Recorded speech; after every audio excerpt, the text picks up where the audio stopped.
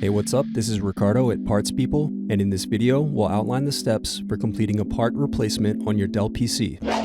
Visit our website and use this coupon for a 5% off discount.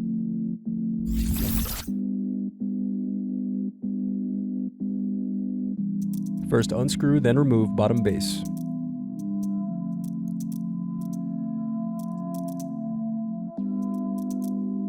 Then unscrew and remove battery. Now unscrew and disconnect antenna cables. Now unscrew and disconnect input-output board.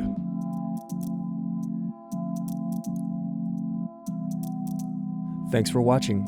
Don't forget to like and subscribe if you enjoyed this video. And if you need more, check out this playlist to watch other tutorials for your laptop. You can also click here to find parts for your laptop at partspeople.com.